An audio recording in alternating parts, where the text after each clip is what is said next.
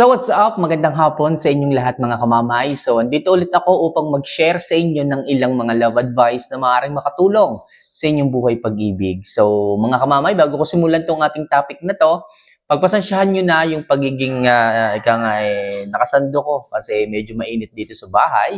So kaya nagsando na lang muna ako. Okay, itong vlog kasi natin na to is umaga ko ginawa kaya medyo mainit.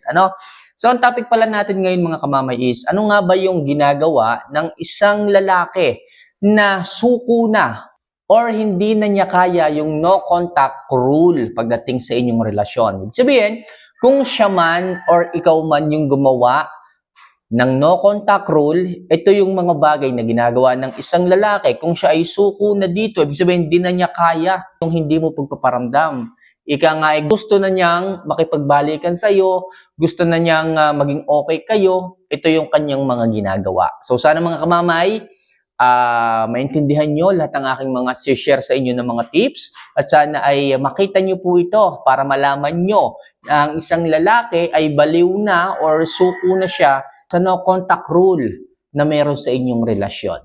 Okay, so mga kamamay, don't forget to click the subscribe button at i-like ang video ito para sa mas marami pang love advice na kagaya nito na maaari kong i-share sa inyo.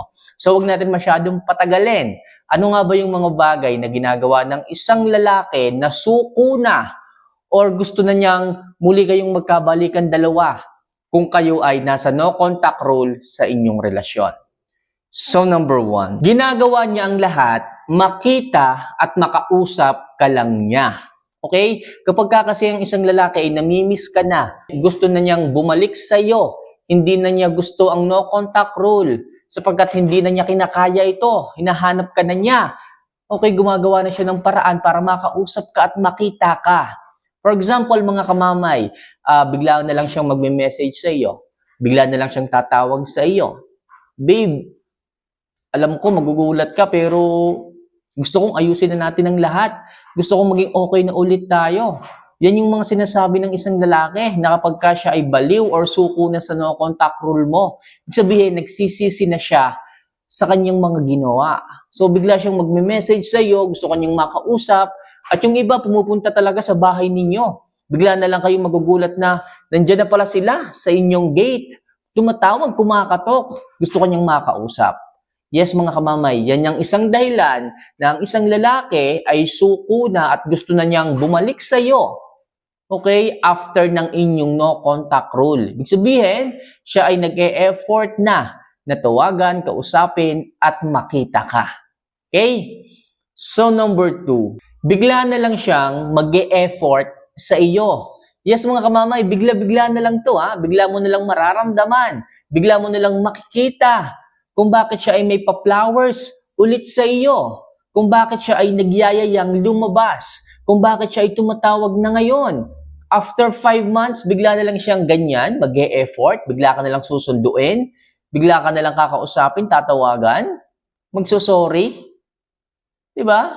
Bakit ganyan? So kapag kaganyan mga kamamay, ang isang dahilan lang na gusto ng isang lalaki is muli kayong magkabalikan. Nangangahulugan lang ito mga kamamay na siya ay natalo sa no contact rule. Ibig sabihin, gusto ka na niyang makita, mayakap, makasama. Pero bilang isang babae kamamaya, huwag ka munang magpapauto. 5 buwan kanyang hindi pinansin, 5 buwan kanyang hindi i-message, tapos ngayon bigla na lang ganyan. Okay? So dahil sa paglimot niya sa'yo, nahikayat ka na rin na hindi na rin magparamdam dahil nga alam mo na parang hindi na interesado siya sa iyo. Pero ngayon, bigla siyang mag-e-effort. So, huwag niyo munang pansinin yung isang lalaking ganyan. Baka mamaya, hindi pala nagbago. Dahil lang sa palagi kayong nakikita sa social media, dahil nga sa nag-improve ka, dahil sa nagpa-sexy ka, nagpaganda ka, pumuti ka, kuminis ka, muli lang siyang na-attract at hindi naman siya natuto. So, kailangan mga kamamay, huwag niyo munang pansinin ng isang lalaki. Baka kasi mamaya, bumalik lang siya sa iyo dahil may sarili siyang pangangailangan. Meron siyang namimiss, hinahanap sa iyo, okay? Kung bakit siya ay nagme-message o nag-e-effort muli sa iyo. Kailangan makita niyo mga kamamay yung sincerity ng isang lalaki kung bakit siya ay nagkakaganyan. Kung bakit ang isang lalaki ay muling nagme-message sa iyo, nag-e-effort sa iyo, tumatawag sa iyo, at gusto kanyang makita. Kaya mga kamamaya, kung gusto nyo malaman na ang isang lalaki ay sumuko or natalo sa inyong no contact rule, bigla-bigla na lang yang mag-e-effort sa inyo. So next, madalas na siyang magpatama sa social media. Hindi ka man niya makontak or simula nung huli kayong nagkausap, dinelete na niya ang cellphone number mo or something na nahihiya na siyang mag-message sa iyo. So doon niya dinadaan sa social media. Madalas na siyang mag-shared post, madalas na siyang mag-post ng status niya.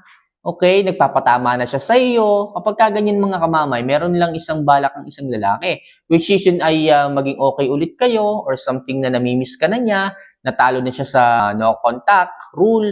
So yun yung mga ginagawa nila. Nagpapatama, humuhugot sa social media para lamang mapansin ninyo.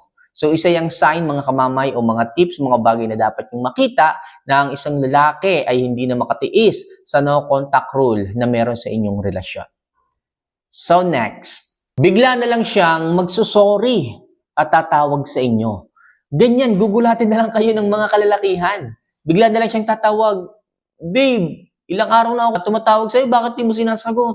Sorry sa mga nagawa ko, alam ko nagkamali ako, nagsisisi na ako.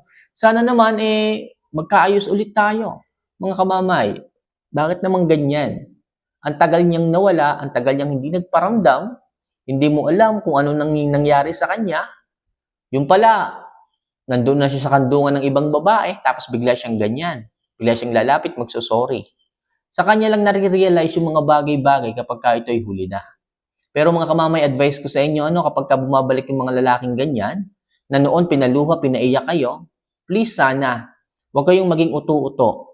Huwag kayong magpapadala. Kung mahal nyo pa talaga at nakikita yung sincere naman, habaan nyo pa ang oras, ang panahon para kilalanin siya kung talagang nagbago. Baka kasi mamaya sa huli, kayo lang din ang masaktan at ayokong mangyari yon.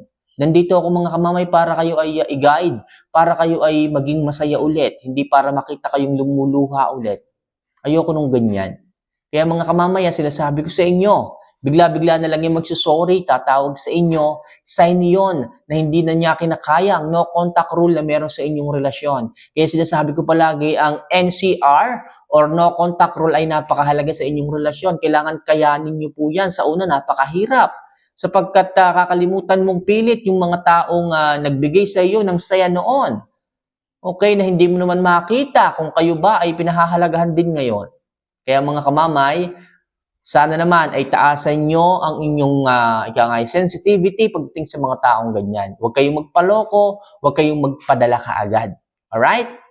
So next, nagsisisi, lumuluha, at nilulunod ang sarili sa alak. Yes, isa yan sa ginagawa ng isang lalaki na talagang sumuko na sa no contact rule. Ibig sabihin, hindi na niya kaya ang pambabaliwala na ginagawa mo sa kanya. Nagsisisi na siya. Di ba? Nag-iinom, nagmumukmok, umiiyak. Kahit lalaki umiiyak mga kamamay. Akala nyo lang hindi. Akala nyo lang lahat ng lalaki matitibay. Kung talagang mahal ka niya ng isang lalaki ay umiiyak, nag-iinom, naglalasing. Parehas lang yon. Para sa inyo, kapag ganyan mga kamamay, ibig sabihin pinagsisisihan niya yung lahat. Pero kahit ganyan pa man ang ginagawa niya, huwag pa rin kayo magpapadala. Kasi ang mga lalaki ay mga lalaki. Possible, baka mamaya nagiinuman lang pala sila, nayaya lang siya, tapos biglang iiyak.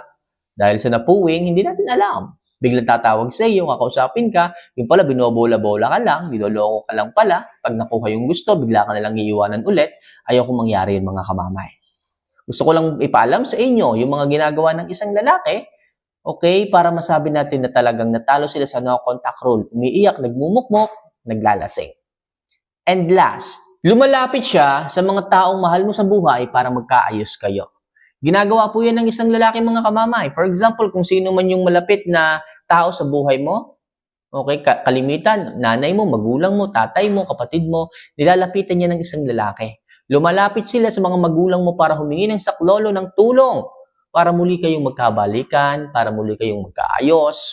Okay? So sila yung gagawa ngayon ng paraan para lumapit sa iyo. Sila, yung mga taong mahal mo sa buhay, sila yung lalapit sa iyo para pakiusapan ka kung okay pa kayo na mabuo ulit. Okay, diskarte yan ng isang lalaki mga kamamay. So kapag kaganyan mga kamamay, sabihin mo sa iyo dumiretso. Okay? At syempre, pag dumiretso sa iyo, kausapin mo ng maayos kung talagang may pag-asa pa ba o kung wala na, sabihin mo rin kaagad. Masama rin naman yung pinapaasa mo lang yung tao tapos sincere na sincere ito, tapos bigla mo lang lolokohin. Bigla mo lamang ibabaliwala yung mga efforts na gagawin niya. Maganda dyan mga kamamay, simula pa lang kung wala na talagang pag-asa, nadala na ang puso mo, itigil mo na kaagad or sabihin mo kaagad sa isang lalaki. So yan lang mga kamamay, ang mga bagay na ginagawa ng isang lalaki na talagang sumuko na sa no contact rule na ginawa mo. Ibig sabihin, matagumpay ka sa iyong ginawang no contact rule sa kanya. So paano mga kamamay, kung may mga katanungan kayo at mga gustong magpa-love advice, huwag niyo lang sana kalimutan na mag-comment dito or mag-subscribe para maging updated kayo sa lahat ng videos na i-upload ko pa. So paano mga kamamay, mahal na mahal ko po kayo. See you for our next vlog. Paalam.